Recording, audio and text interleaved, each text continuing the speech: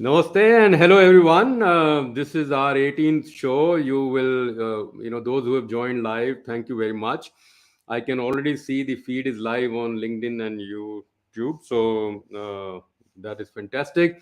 Those who are on YouTube and LinkedIn, let me know during the show, or if you can let me know now, where have you logged in from, how excited you are about the show. Many of you are regulars, so I should start the show with thanking you very much for being very regular on the show. This is episode number 18 in our Qualitist show. Sriram says LinkedIn link is not working. Sriram, I can see that LinkedIn link is working because it is showing live for me, but I will double check while we just initiate the conversation. So I can see the LinkedIn live. There are 30 people already live on LinkedIn, Sriram. So thank you for letting me know. But maybe check in a little bit. It should be okay. So back to the show. There are people on YouTube as well, and I have confirmation that LinkedIn is working. Just these quick logistics checks always. So, like I was saying, this is episode number 18, and this series is really in honor of Dr. James Duran. The word qualitist was coined by Dr. James Duran, and in India and in this region, Dr. Suresh Lula or Mr. Suresh Lula, he's embodied the term and really evangelized it, right? And we as disciples and students of Mr. Lula's work, we are trying to keep the show going, the legacy going. And over the last 1.5 years, so since today is 18th show, over the last 1.5 years, my friend Balaji and I have been running this show, except for two occasions when one of us was in the show as the guest, right? Those of you who are interested in the previous episodes, and are probably new to the show, you can always check out the previous episodes. An easier way to check the episodes is my YouTube channel because all of them are tagged and shown under one playlist. But if you have a lot of time, you can go through my LinkedIn channel and check all the previous episodes of 18 months. But that I suspect may not be the most efficient way of doing this. So I can see Kavindra Man. Thank you, Kavindra, and good morning.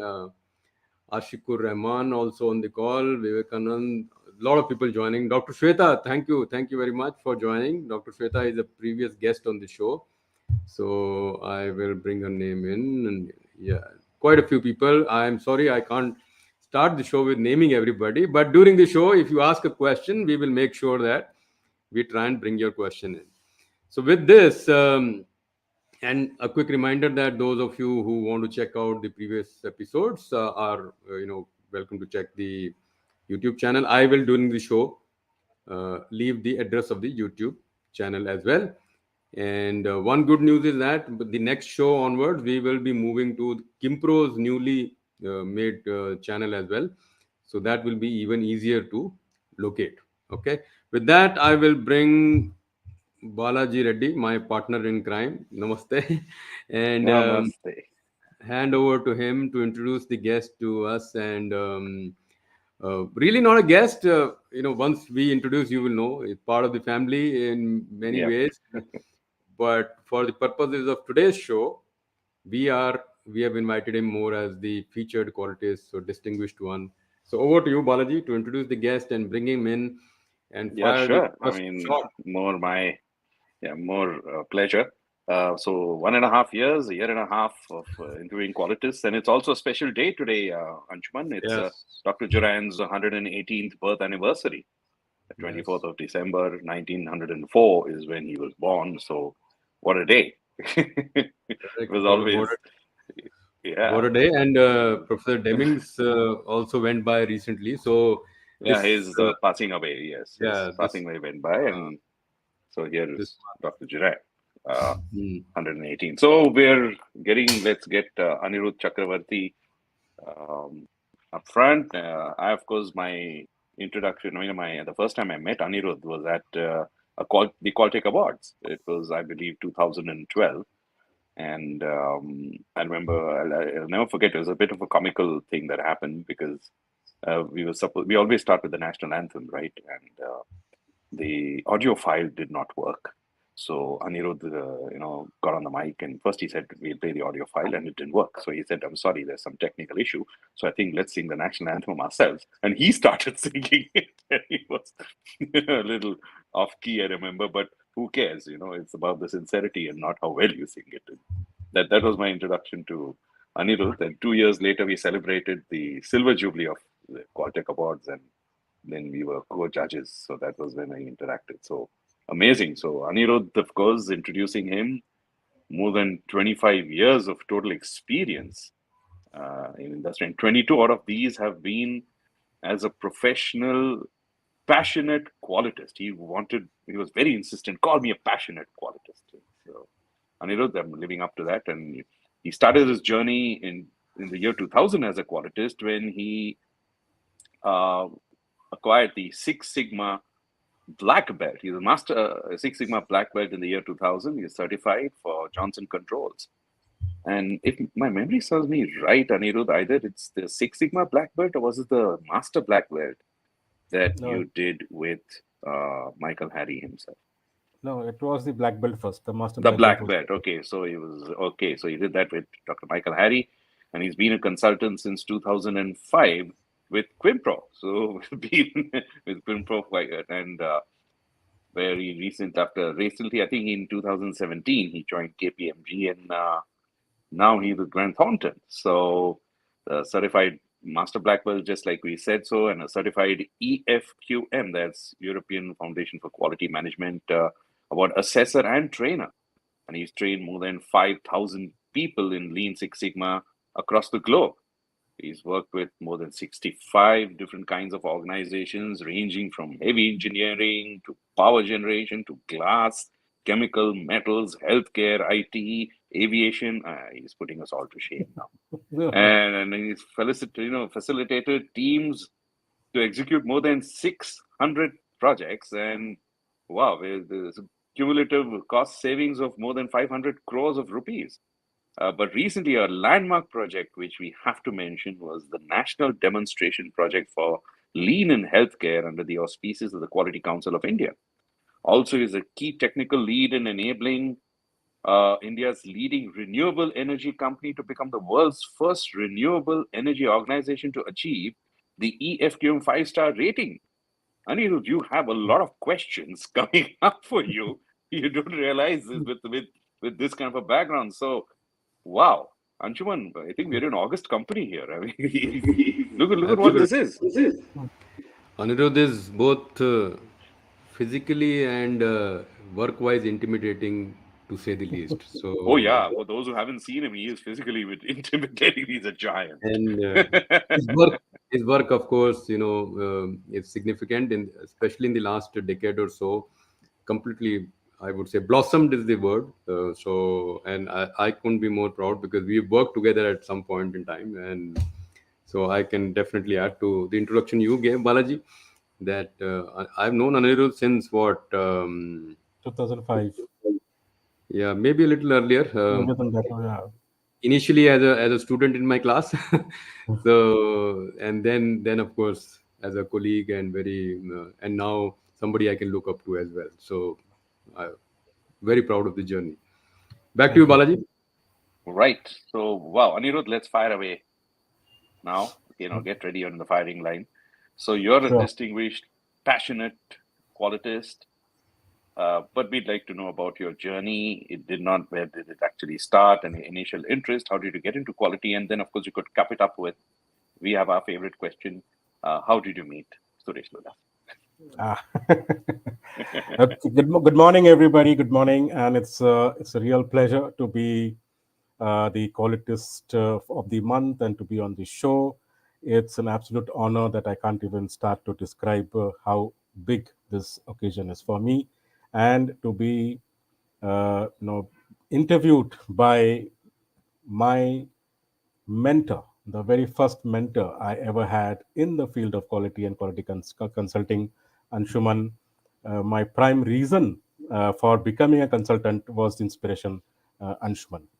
And of course, Balaji Reddy, with whom I have worked extensively. And I used to always, the first time I saw Balaji, of course, that time Balaji didn't even know me. I was a very small person, a guy in Qimpro who used to do all the event organizing.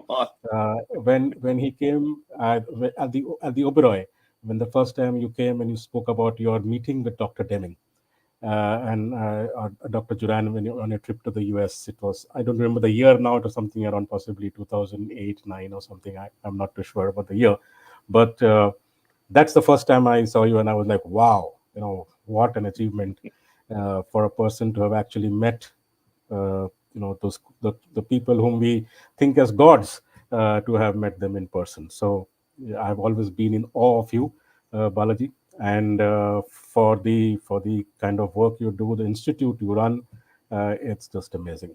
So yes, it's a pleasure to be here, and like Anshuman and Balaji both have mentioned, it's just a wonderful, wonderful coincidence that I am the guest on the day of when the God of Quality was born, and it's today's 118th birth anniversary. So it's blessings from him also that I'm here today. Uh, to start with, um, I think quality was something that always was a part of me right from beginning. I always had this minor OCD of making things to be in the proper order. Right from school days, my books are always in proper order. My notes were in proper order.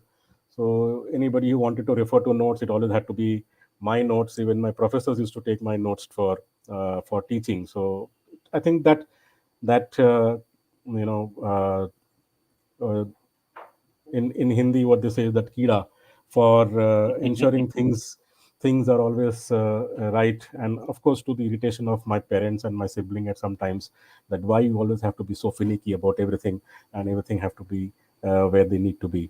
So I think that was part of me, but of course professionally I was introduced to quality in when I was working with Johnson Controls, and I am essentially a B electronics, and I started my career as a electronics person in the computer hardware industry, and I was in Johnson Controls looking after their IT systems. I was pretty much an IT person, and my induction into quality also is because of Mr. Lulla.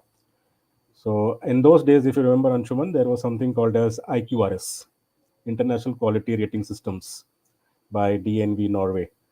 And in some flight somewhere, Ms. Lulla met up with my then MD of the organization and sold the concept of IQRS to him. And my MD passed on those books to me because he thought I was the most vela guy in the company. IT करता है और कुछ करता नहीं है. So he told me that why don't you go through this literature and tell me who is the best candidate in our organization to whom I can hand this over to. So 1 week later, I came and told him that you have hit the axe on your own foot. आबेल मुझे मार आपने कर दिया है क्योंकि अभी तो मुझे ये करना है, because I clearly remember I told him that this is what I want to do. Get yourself a new IT guy. So he said, "What are you saying?" I said, "No, this is what I have believed in. This is what is my life. This is exactly what I am all about. So it just gels with me as a personality, and this is what I want to do." And I made a very conscious decision in 2000 to completely shift my career from being an IT person to being a quality person. So eventually, of course, Johnson Controls had a new IT person, and I moved on to taking on IQRS as a initiative, as a program. And like Anshuman says, it was then that I was first trained as a AQA by Mr. Lulla, and that was my first meeting with Mr. Lulla Balaji when I went for the AQA training, and I still remember it was at the Taj in Mumbai. And I said, "Wow, if that's what being in quality is all about, then this is where I'm going to be. Trainings in the Taj."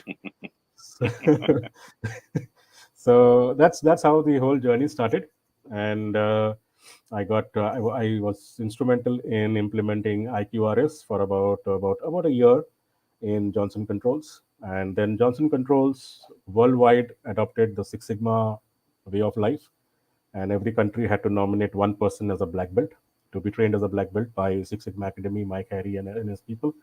And obviously, because I was already into the line of IQRS, my MD said that you continue with this, And that's how the journey began in 2000 by, initially with IQRS and then getting onto Six Sigma, being trained as a black belt, one of the best experiences I've ever had, training in Malaysia. So for the training was spanned over 4 months, 1 week each. And once in a month, go to Malaysia, go to Kuala Lumpur. That was amazing. At my age, when I was possibly just 31 years of age, to be traveling to Malaysia every month, it was something different. And that's where I loved my profession. But I think over the years, I have realized one thing, that this is more my passion. And I think I can consider myself to be one of those lucky few people who have had the fortune to convert passion into profession. Because truly, teaching, mentoring, facilitating, and just communicating the concepts of quality, uh, excellence, is just a passion. It's just that I just can't think of me being anything else. The only thing that I can see, that if I hadn't been here, probably I would have been an actor. And I've done a few things in that also. But this has and always has been a passion within me, to make sure that whatever I do, I always ensure it gets done the right way, and teaching that to others, imparting the same to others through a proper methodology, through a proper approach, whether it is Lean Six Sigma, whether it is 5S, whether it is Kaizen, whether it is TQM, whether it is TPM, doesn't matter. But as long as I am in somehow enabling people to do things the right way, with the right structure, right approach, which guarantees the desired results, I think that what keeps driving me, and that has always been my passion. So my induction in quality was because of the joint combination of my MD at Johnson Controls and Mr. Lulla. And then, having moved from Johnson Controls to Onida, Merck Electronics, that also we were together. And Shuman was doing the training for the people at Merck Electronics. And then the bug bit me, because when in Johnson Controls, I was doing all Six Sigma and improvements for Johnson Controls as the organization, and then for Merck Electronics as the organization. And then it kept feeling me that why should I be bound to an organization and bound to a limited space of where we can use the concepts of Lean Six Sigma and all the other methodologies. And that's where I kept pestering Anshuman. I actually pestered Anshuman to allow me to join Qimpro. And after, I think so, 3-4 times that he shooed me away, finally he found, like he said, the size was a little intimidating, and finally he said, yes, please come in. And that's how in 2005 I had the blessing and the great fortune to join Qimpro, and then for the next 8 years be guided by Anshuman initially, and then Mr. Lulla, of course, who's been, I can't even say, how big a factor, how influencing a factor in my entire build up as a consultant, my entire development as a consultant, is all because of Mr. Lulla. I can't say enough about that. And so that's how it is. And 2013, moved out from Qimpro, moved into DH consultant, started my own consultancy. So for 2.5 years, I was a freelancer running my own consultancy called Bottom Line Consultants. And finally, 2017 is I went into KPMG. So that's been my journey, and Shuman and Balaji. If there's anything more specific you want to know, I'll be happy to share. No, no, totally loved No, it no, because this was amazing. I've been, as you also Mhm. mentioned, I've been part of the journey But as well. So I know, and you started lying very well. You didn't try it 3-4 times. The first time you mentioned that you wanted, we jumped at you. So, but I'll grant it to you. Today you are the guest, so I'll grant it to you. So there are a few messages from somebody you know very well and somebody I know very well. So oh, Ghansham Pant is in the ah, show. thank you, Ghanshyam, Uh, thank you. much senior to us. He was one of our colleagues at Qimpro for a long time and Hmm. very well renowned in this field. So thank you, sir, for joining the show and showing your affection for Anirudh. Uh, Group Captain Sandeep Sarkar, a very popular personality on LinkedIn, appreciates Thank your you. passion. Thank So, you. and to the others who some of you have asked in the past about the previous show, so I have put in the chat both in YouTube and LinkedIn uh, links to the previous shows. So, of course, today's show will automatically get into the archive. So you can, if you are watching it next week, you can still use this link to get to today's show as well. Okay, coming back to the show, right? So, so you mentioned quite a few things, Anirudh. Thank you for that. And those who might not know about IQRS was a DNV, Detnors Veritas product called International Quality Rating System. So it was in the late 90s and early 2000s a very popular global product around rating of quality systems of organizations. So you can say similar to a Baldrige kind of thing, but slightly more prescriptive and scoring oriented. So you could score through it. So a little bit of a lecture I can give because I used to train people. So in fact, the batch that Anirudh mentioned, I was also partly the trainer and I was the examiner. Yes. So Yes. if Anirudh qualified as an AQA, It was I because was of you. I was checking the exam. And I still remember when I first joined Qimpro, our first assignment that we had gone to was Vikram Cement, if you remember, Anshuman. Correct, Ajit, correct. you and me, we had gone to Vikram Cement. And I'll never forget that Ajit and Anshuman kept emphasizing that the induction into Qimpro is that you have to have uh, the chili pakoda. I think one of the stations on the way to the place, and I was like, "Oh, is that the induction? I have to have chili pakoda." And I was such a sincere student at that time. I actually had it, and I can't tell you how it was. That's how naughty this person was. That was your ragging part, but we'll come back to this. Okay, so I think many in the audience would have already figured out fantastic journey. And what stands out on Anirudh, of course, for both Balaji and me, is that we don't often see or meet people who have had a sustained innings in the field. It takes a lot of dedication, sincerity, lifelong commitment, like you said. Yeah. You know, you do introduce yourself as a passionate qualitist. I would add a passionate lifelong qualitist as well because you've been that, right? So my question, next question to you, building upon Balaji's question, is that while we got a glimpse of all this, surely it is not easy, right? So it is not easy to stick to something. What did you do to, or how did this continued commitment happen? What happened that you've remained in the field, totally committed throughout, continued, sustained the interest in quality? Uh, Anything about that quickly for those who are Yeah, like I said, it's not a profession for me, Hmm. Anshuman. It's not a profession for me. I don't wake up in every day in the morning thinking I have to go to work.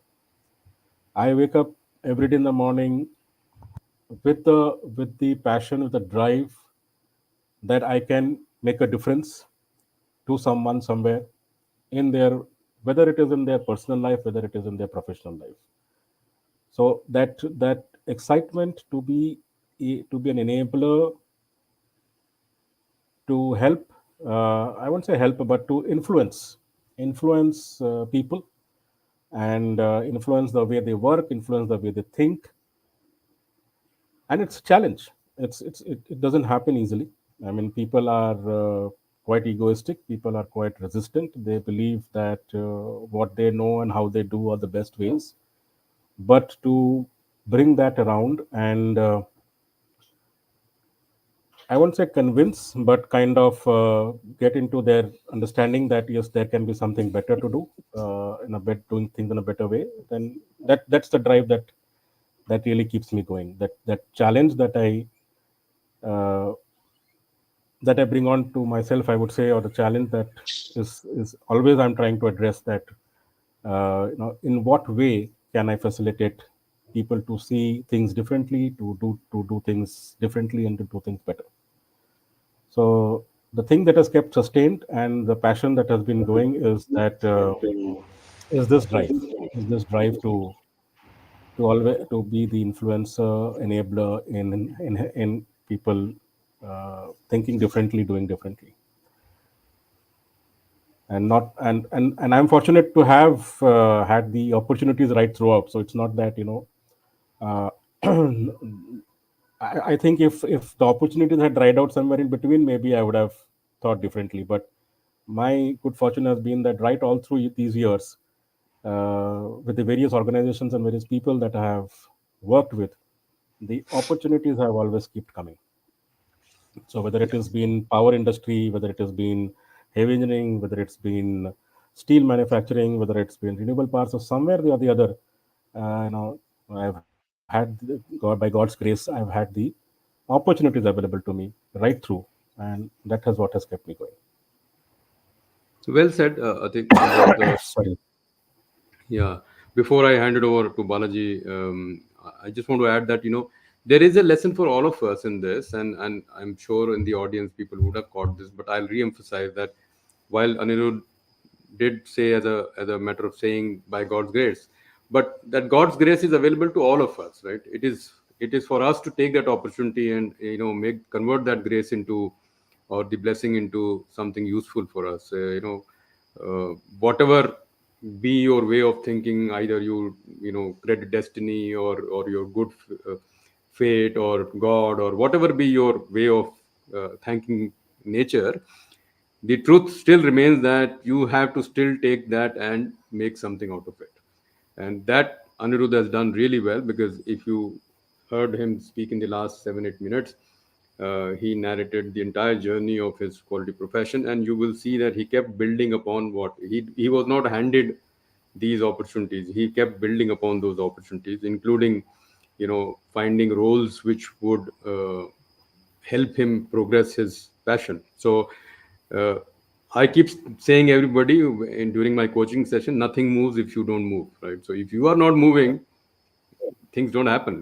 You can keep blaming or warming the couch or whatever is your poison, but nothing really. And Anirudh is an example for all of us.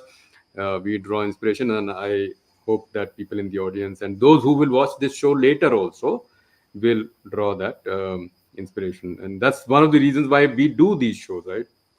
Much of what Anirudh is sharing, Balaji and I know, but we don't do this show only so that our memory is refreshed. Of course, we love that, but it's also because that message and that example that some people who come on the show, very select people are invited. Their message is carried over to you, and some of you, hopefully most of you, can use that learning, and that becomes a catalyst in your career. So that's a slight addition to what Anirudh said I can do.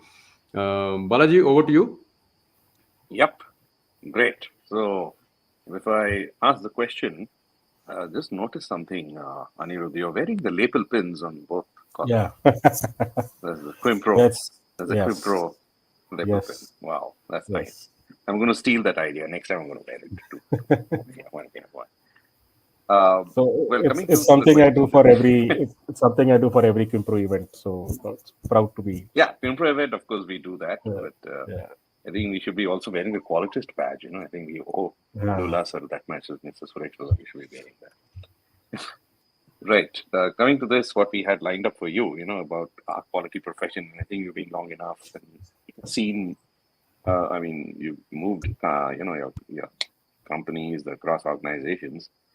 But what do you think is the state of the quality profession today? And it's like a three-pronged question, actually. One is, what is the state of the profession today? If you find there's something missing, what do you think is ailing our profession, and what do we need to do to improve it? First of See, all, do you feel no, that there's something wrong? If there's something yeah, wrong, then what do we need to? yeah. It is. Before I answer that question, I'll also say, what keeps me excited and what keeps me going all these years, and will keep me going possibly for the next 10, 15 years till I'm physically able to continue, is the fact that as a quality professional, you have to be flexible and after having done this job for last 20 years, in this forum, I can mention that we more or less know what goes wrong with most organizations. There are those top 8, 10 things, whether it is productivity, whether it is utilization, whether it is downtime, whether it is cycle. No. So we know what problems ail, and we have done that, been there for so many years. So we have most of the answers also available with us. I worked with 7 power generation firms, and today, if you take me to a thermal power generation plant, I know exactly what are the big problems, high level problems that happen, what answers are there for that. But the real fun and the real excitement, the skill is that you have to facilitate those answers from the people. So, what Dr. Juran used to say, and what Mr. Lulla also taught me right in the beginning of my professional career as a qualitist, is that as a quality professional, you are a catalyst. And I know most of us would remember, used to always talk about the story of the king and his 17 elephants, right? And Shuman, you remember the story, I'm sure. So I never forget that. And I always remind myself of that I am that person who brought in the 18th elephant and made the equation simple for the king. But then I also took my elephant back. I did not give it away. So as a quality professional, we play the role of a catalyst. We go there with our knowledge, but we remain flexible. We understand the situation of that organization. We adapt ourselves to the situation of the organization and guide the people of that organization to find their own answers. And in every organization, people will find their own answers. Well, that's what has kept people coming back to me, because I don't as a consultant, I am not over kind of imposing myself that this is what you do, this is what you're doing wrong, and this is what is right. So that is where today I feel that the art of facilitation is dying away, because people are more coming with preconceived answers, and somewhere the trend of industry has also become like this, that when we're talking about the 90s and the 2000s, and even up to maybe the early 2012 13s, the industry as it is was interested in learning and doing. The approach was acceptable to industry, that you come and teach us, you guide us, you facilitate, we will do it. Over the last decade, the trend has been that, boss, I don't have time to learn and do. You come and do what you want to do, show me the results. So, as quality professionals, we are now coming under the hammer for doing the doing for the organization. So we are going with more package deals. This is your problem, this is your solution, you implement it, this is my fee. So I think that art of facilitation, the art of being the catalyst in enabling people to find their own answers, that is dying away. And for both reasons, the provider as well as the user. Today, the management of industries don't have the time or patience to get into a learning mode or put their people into a learning mode. Then they will say, what have you done as a consultant? You've only come and taught and facilitated, and we have done what we have done. What have you done for us? So I think that is where it is, kind of, and what is happening because of that is, now quality professionals have to get tied to domains. So you are a healthcare specialist, or you are a healthcare quality specialist, you are a steel industry quality specialist. So that domain tag, which was earlier not there, you and me, we are industry agnostic, we are domain agnostic. We can go to any damn organization, from textiles to steels to water to power, anywhere we fit into any organization, because we know the art of facilitating. Today's quality people have to first take a domain background, and then what happens is, taking that domain background creates a bias, because once you have been part of a domain, you know the answers, you know what needs to be done. So as a quality professional, when you turn into quality after being a domain expert, the biases influence you, and you are more uh, providing answers than facilitating. So I think that's where, in my view, the changing trend of the quality professional is from being more of a facilitator, a catalyst, enabling people to find their own answers, to a person providing answers. And that is where, of course, the conflicts, you also know that when someone else is telling you what is a better way to do, you will always resist it. So the whole thing becomes, you know better, I know better. And that's where there are far too many conflicts, and so the brand name becomes more important. So if you are a person talking from a bigger brand, then you are things are accepted. If you're a person talking from a lower brand, then you are challenged. So it's become a more commodity than a real art. And Hmm. also I think that somewhere that has also led to the people of having the impatience to jump to conclusions, because everybody is looking for answers. So I have a situation, give me an answer. So that art of actually diagnosing things, doing the root cause, getting into data. Of course, there are 100 tools now, data analytics, but that data analytics is more to prove a point than to discover a cause. prove, prove a point. You want to substantiate rather than to discover. Yeah, it's like prove So, me right through data. I'm saying this, prove me right through data. If I prove you wrong through your data, you don't like it. No, this data is all wrong. You are not doing the right thing. So people want qualities to come and prove that what they're doing is right. If you give a adverse report, you're not a good guy. I'll get someone else. mm. So No, I that think that was a that yeah, that's one point you brought up, that they should go into that learning mode, and they don't want to do it. But I mean, being a professor now, interacting with students, I see this generation is showing that inquisitiveness. I think they're exposed to a lot more. Unfortunately, these last 2 years, just put them back slightly. But let's see yeah, how it all shapes yeah. up. No, see, yeah. So as students, they of course the students, they want to know everything. But when they go to industry, then they are impatient, because then they are eager to deliver. They want to impress. They want to Yeah, prove so themselves.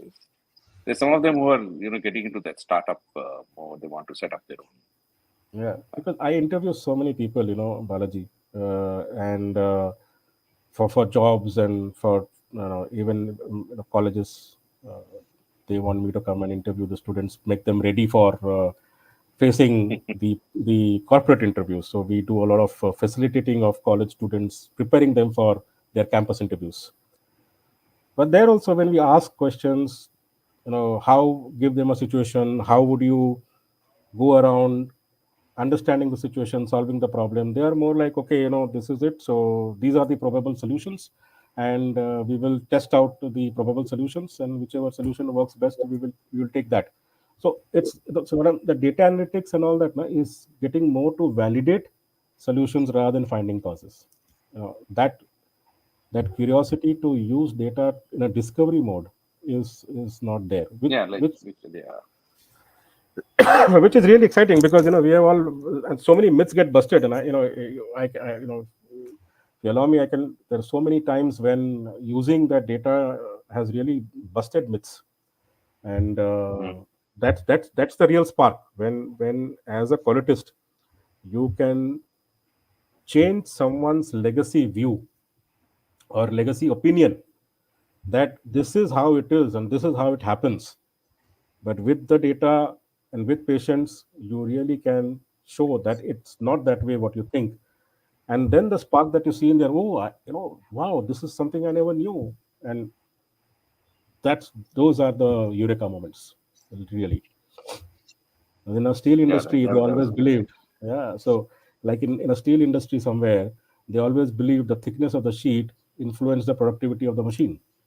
So thinner sheets work faster, thicker sheets work slower. And of course, there's no logic. Machine doesn't differentiate between thick and thin. It's always how you set your settings. And with data, when we proved that 20 years of belief, Balaji, believe me, 20 years of belief that thinner sheets have higher productivity and thicker sheets have lower productivity was busted in 1 week data. and that turnaround and that spark in that plant manager's eyes, I mean, that's what those are the eureka moments. Wow. But that Okay. tenacity is something that is on the decline. Unfortunately, people more are having higher tendency to jump to conclusions and then prove which conclusion is right. Sure. Right. Um,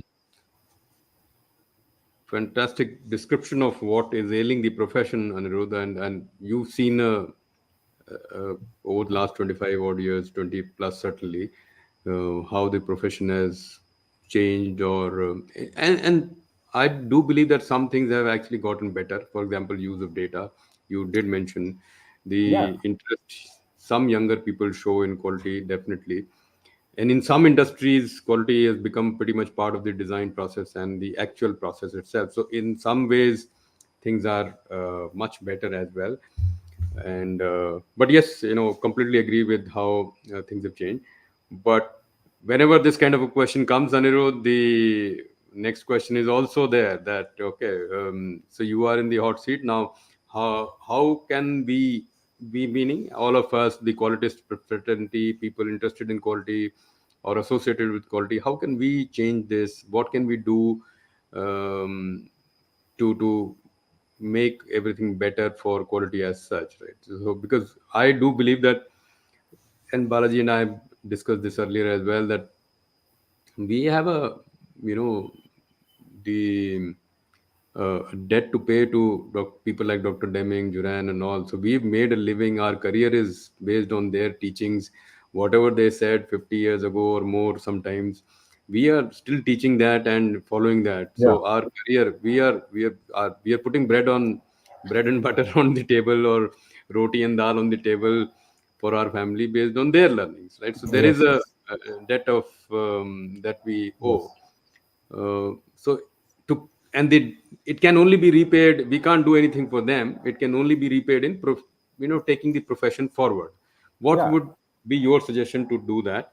And then I will get to some audience questions. Unfortunately, my system has had a glitch, so I will recommend Devraj and Dr. Rajesh, if you can post your question again, please. I am unable to see your question.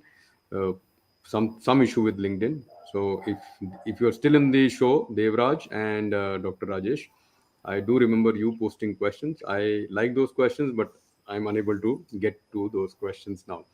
And I'll certainly bring up the question after Anirudh has done the uh, this answer. Right. Sure, Anshuman, and I completely agree with what you say that quality as a concept, as a as an entity in the organization, as a practice in any organization, has definitely evolved over time. What we used to see as QC department 20 years ago doesn't exist anymore. Today, quality is more spread out across the organization. It is built into design. It is built into process, but that is thanks to technology. And because technology is such that you had to people had to make that progression, otherwise you would be out of the race. So that definitely is a good thing, and a very good thing, that instead of people oriented quality, now it has become more process oriented quality, design oriented quality, because technology drives that. What people need to complement this, what is important is that people entering into this profession, they are so hooked up on the technology. Technology always had this double side. We always know it has its pros, it has its cons. And while it has served industry, served all of us excellent, I mean, there's no way, technology is a completely different dimension from what we knew in our times and what it is today. But what also that has led is for people to jump uh, the progress, jump the stairs. So the urge is to directly get into technology. Directly, today we talk about RPA, MIAL, automation.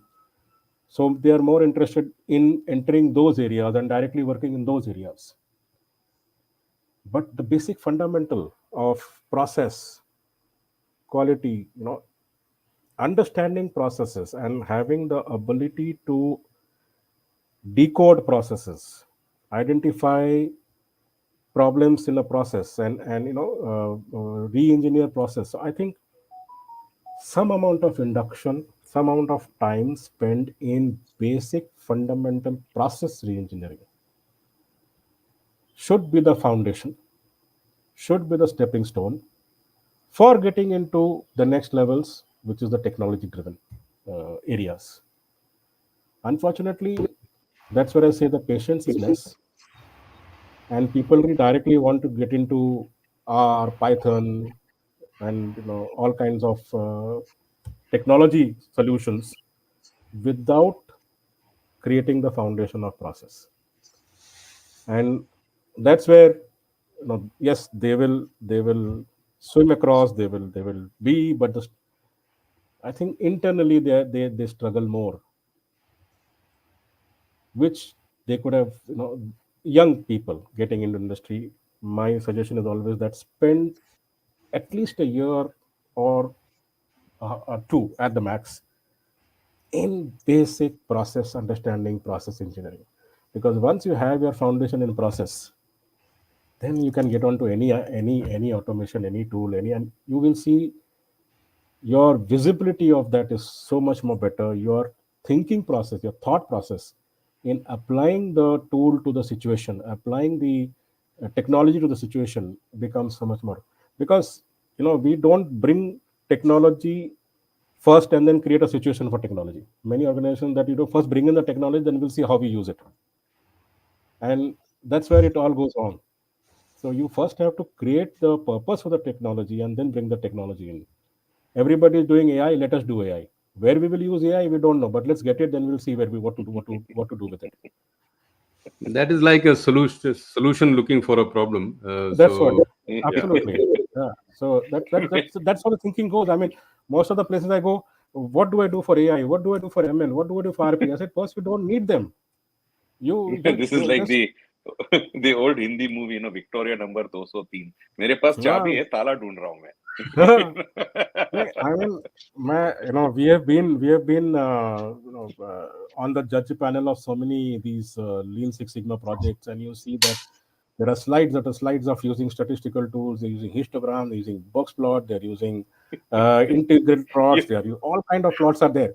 But you ask them, what is that purpose? I mean, what is the You remember this, Anirudh? In one of the thing we asked the question, what was the trigger for this project? He had to answer. yeah.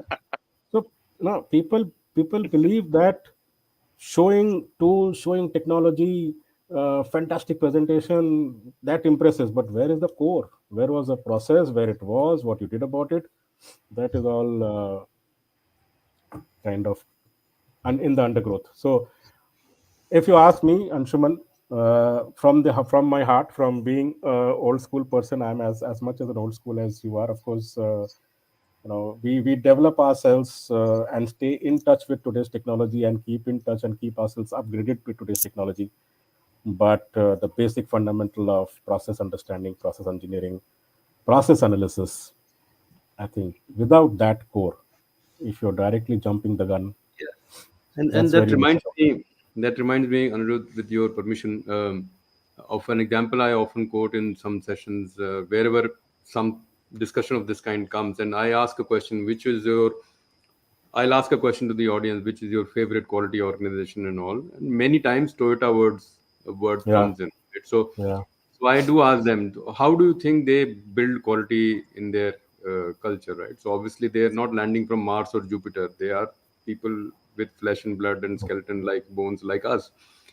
So eventually, I'll cut the long story short. Eventually the discussion is that one of the key practices amongst the many is that any new joiner is put on a maintenance or a service job. So you service the car. Once you understand how you interact with the customer, once you understand how to, of course, work under somebody, understand what goes wrong in a car, you repair it with your own hands Hands. and so on, then you understand, and then you slowly grow up into designing the car. So nobody joins the design the car department uh, maybe till they are 40, because they have to put in those years, and that piece, as you said, is probably missing in many other industries who do want to become the Toyota of their industry, but But don't they want to don't put in the effort to get to there. don't invest in that, creating that foundation. With And like that, you said, Anshuman, sure. I'll just to add to your point, and that's where I think also I have been fortunate because in my first organization that I joined after graduating as an engineer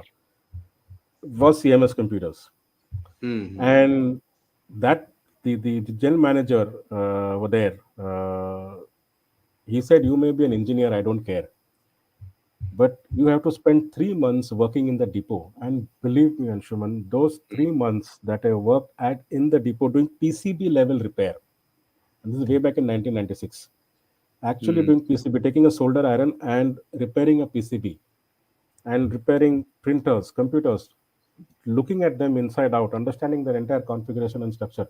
Then when I went on to become a field engineer, it was a cakewalk. And other field engineers to wonder, यार तू कैसे कर लेता है, हमको तो समझ में नहीं आता है। मैं बोला, 6 महीने जाओ डिपो में बिताओ तो सब समझ में आ जाएगा। बट वो नहीं करना है ना, डिपो में तो कम कम औहदे वाले लोग काम करते हैं, हम तो Lower इंजीनियर हैं, हम class, तो lower class हाँ people. हाँ, लेबर लेबर क्लास पीपल है उधर। तो 1 साल के लिए लेबर क्लास बनो, तो 1 साल के लिए, 1 डेढ़ साल के लिए आप अगर लेबर क्लास बनोगे तो आपका जो आगे का वर्ल्ड क्लास जिंदगी होगी ना, वो बहुत ज्यादा बेहतर होगी। Correct. Correct. Okay, time for some couple of questions, and I'm sorry, audience. Because of my technical glitch, some of the questions have reached me later, only now. So we will request Anirudh to quickly try and answer these questions so that Sure, we can take more of them, right? So, of sure, course, sure. all of you know where to find Qimpro, find Anirudh. If you see, Qimpro and Anirudh are synonymous for me, right? So, in many ways, where to find him? He's quite active on LinkedIn. You can reach out to him, follow him, certainly. And if then you have some love left, follow Balaji and myself also. And Anirudh can answer your questions there as well. Dr. Rajesh Damodaran, also a qualitist, is asking a question. What is the common thread that ensures quality across all industries? So, anything that you think is common, first of all, and if yes, then what would that be? Uh, Common thread that ensures quality across all industries is, like I said, the intent. I mean, as long as there is a management intent to to really to really do things better, because see, the standard thing is that whenever you do quality, it saves you cost, improves profitability.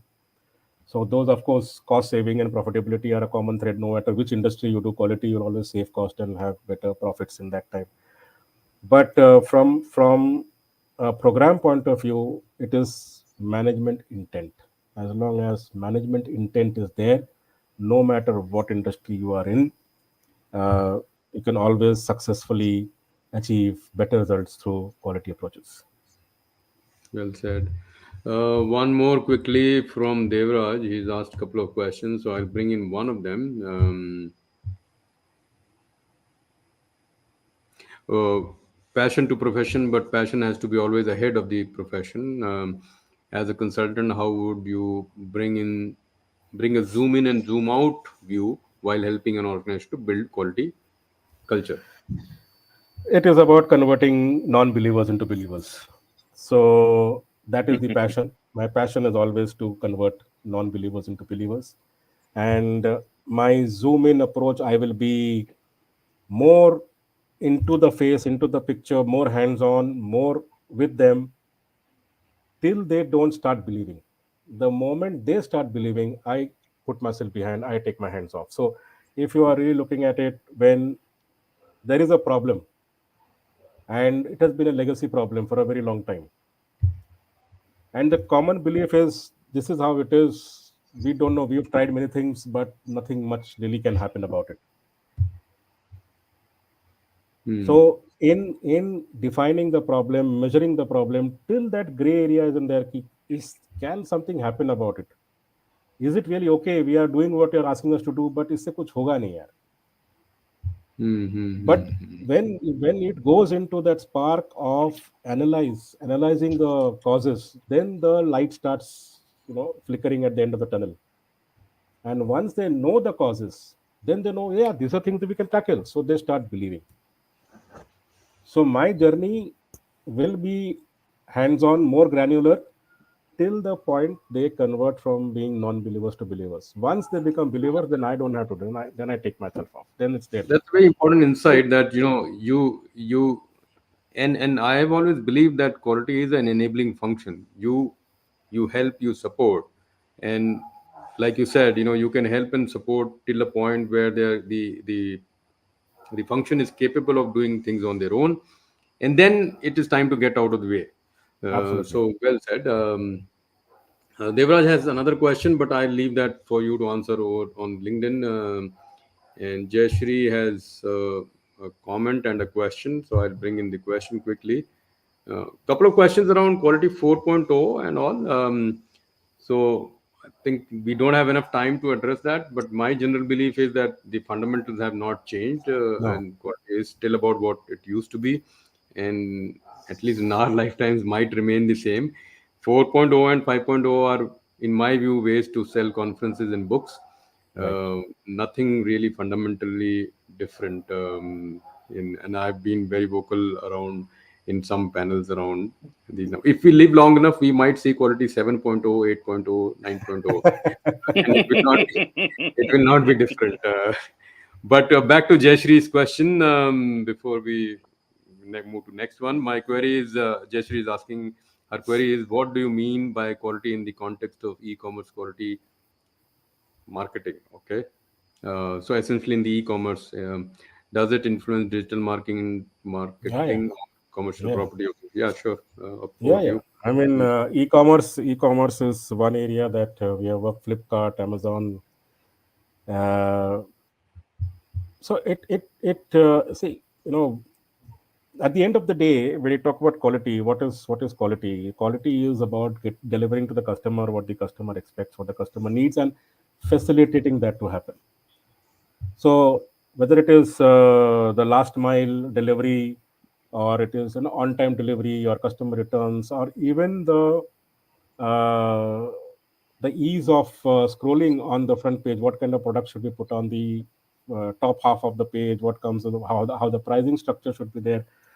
So here it is a mix of business decisioning with quality, and the quality aspect is to enable the customer to see their preferred product lines right up front. And from a user interface point of view, when you open up the landing page, you should be able to see the entire dashboard of your preferred products, what you want to see, where you want to go to for what you want.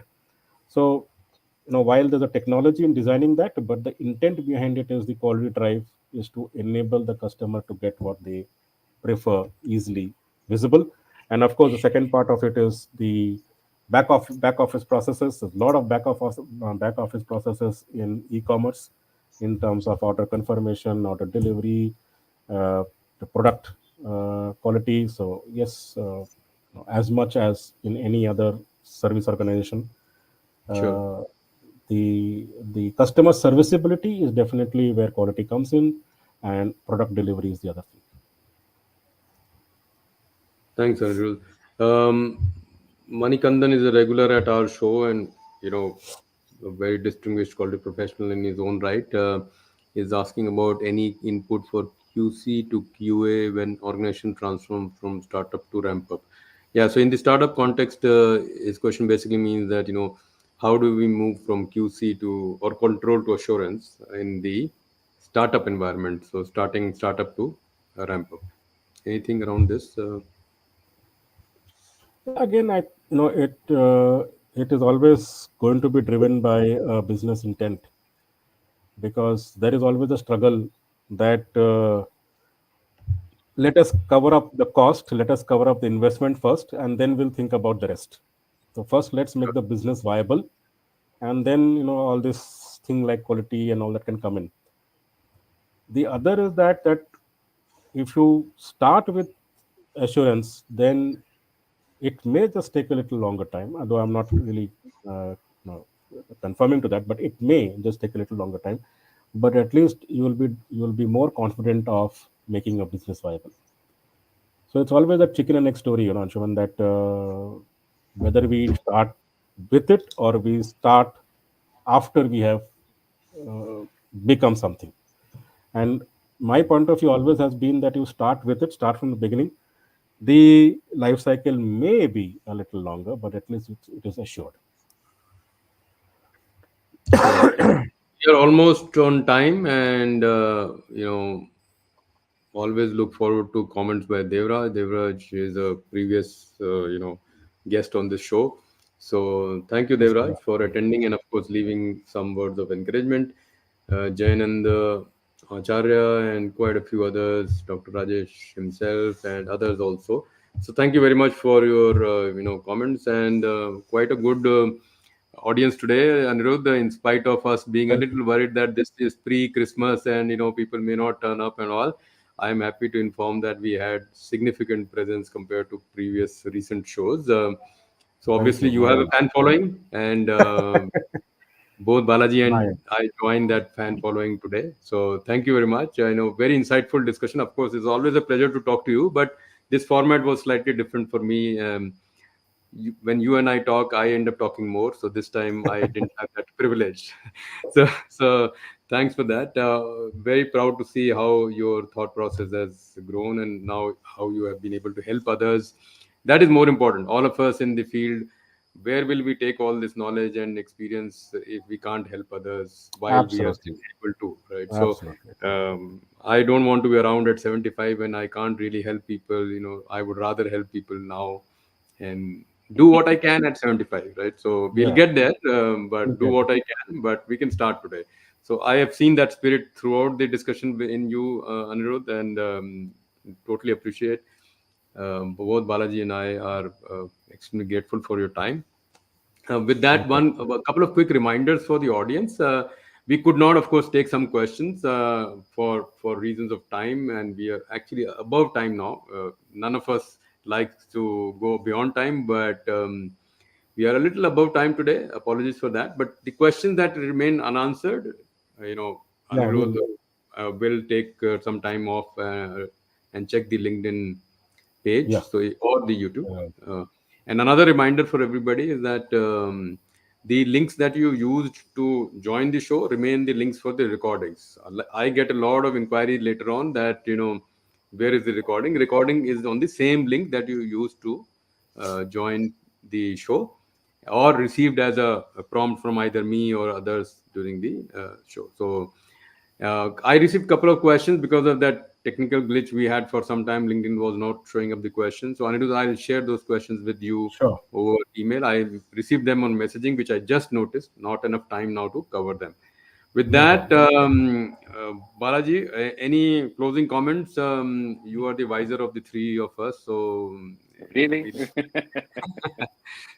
we decide that. So we'll leave that to you. Anything you wanted to add? No, great learning experience. I mean, someone who has had, the good fortune of learning from uh, people who, originally involved in the field, and of course having this vast experience, and then sharing that with us. I think that's the important bit. And of course, we're seeing where the whole profession is headed. I think we're leaving with a good sense of optimism that there will be something. I think that's why we're here. Right? We come to work every day for that reason.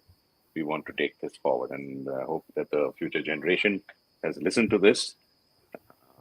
And because you're going to take things forward. Thank you, I Balaji. think Thank you. Thank you so much. It was a that's been pleasure being on the show. And it is a little nervy to be, talking to the future generation. So, like, we are already of the past generation. So that, वो थोड़ा yeah. सा The sooner we come to terms with that, the better it is. That's I it. can But tell thank you you. that that Uh, feeling is there always. Anirudh, my son is now, around yeah. 2021, and Ah, he so sometimes talks of his juniors as the they, like it they, is some 10-year old. So that feeling is always there. Don't worry about uh, it. uh, We are happy to learn from you and uh, share. I'll end the show here. Thank you sure. once again, Thank you. Anirudh. Thank you. Balaji Thank and you. I have been grateful Pleasure. on behalf of Qimpro Foundation. And if And you those in the audience, if you are celebrating Christmas, Merry Christmas to you. Merry Christmas to all. Certainly, whether you are celebrating or not, in a week's time, New Year will be around. So, Happy New Year to you as well, all of you, and to your families. Stay safe, stay healthy, um, have fun. But just a public service reminder as well: COVID is not over, and as part of my function, I have to remind everybody that be careful, particularly in this festive, joyous season. While you may step out to have some fun, it it is important to stay careful. Show will be back in January, most likely 22nd of January, same time, which is a Saturday, and guest and the timing and details will be available later. With that, thank you very Okay, much, thank and you, everybody. Thank you for joining. It was a pleasure. Thank you. thank you. Absolutely.